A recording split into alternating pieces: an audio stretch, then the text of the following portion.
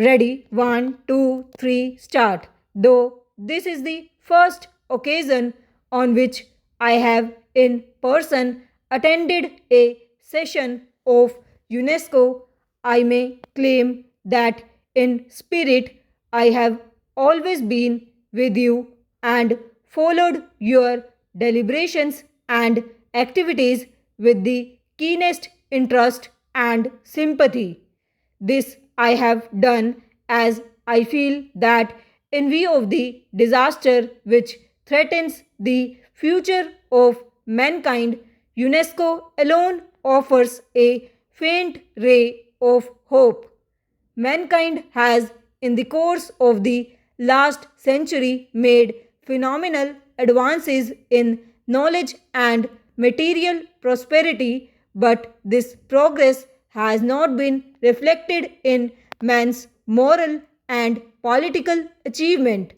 Increased knowledge has therefore led not only to a greater provision for comforts and victory over want and disease, but also, alas, to an increase in men's power for destruction and death.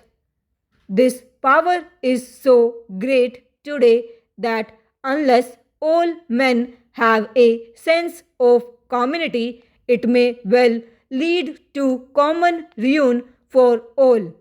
It is only through a re education of men that we can create that sense of psychological unity and common citizenship which the technological unity achieved by the advance of modern science requires of men.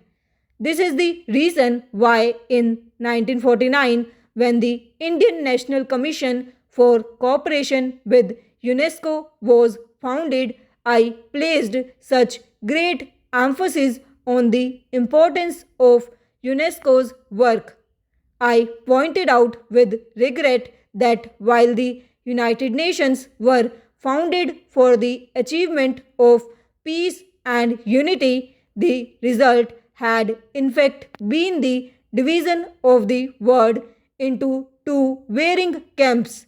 It is true that some progress has been achieved here in place of a multitude of nations, each struggling on its own. The United Nations present a picture of two solid blocks array one against the other.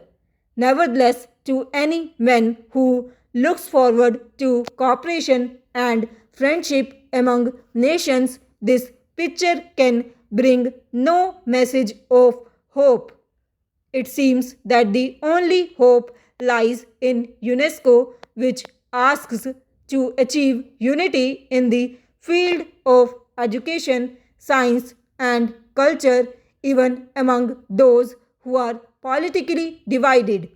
I feel that if UNESCO could achieve its objectives and create understanding between different nations on the cultural plane, there is hope that with time the cultural understanding would make itself felt in the economic and political fields also.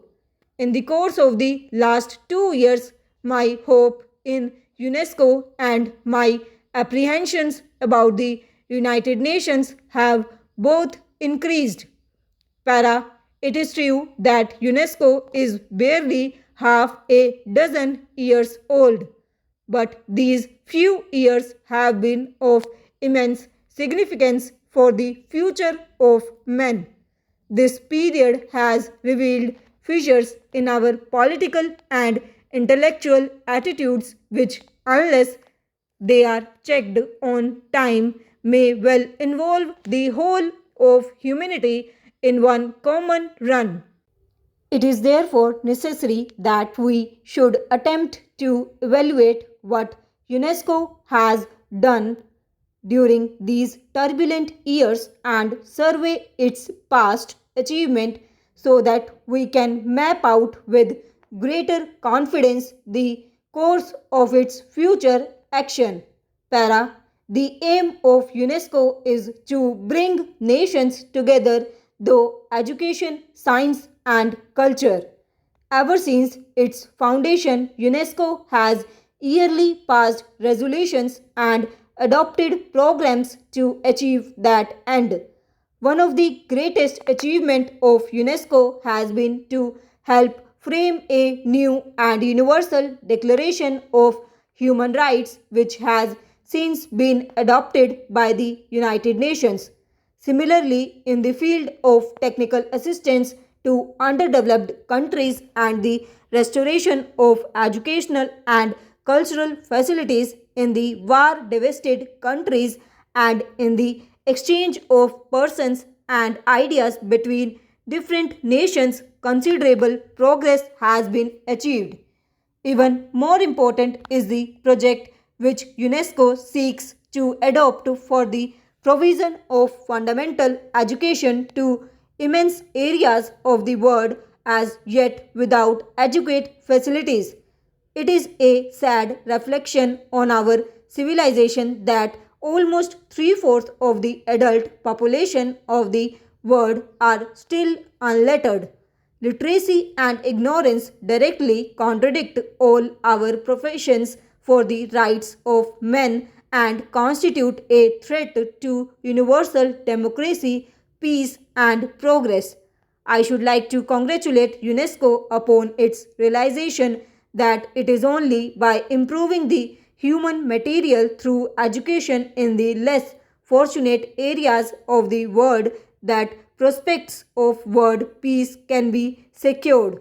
While no one can for a moment question the program of UNESCO in these fields, I feel sure that you, Mr. President, and you, Mr. Director General, will agree with me that UNESCO cannot succeed in its objectives so long as the fear of war and destruction cripple the creative energies of men.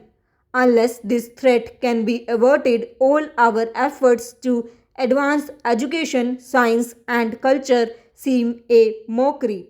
If the world is to be saved from disaster, we must, as intelligent men and women, decide what steps UNESCO can take to avoid the threat of war.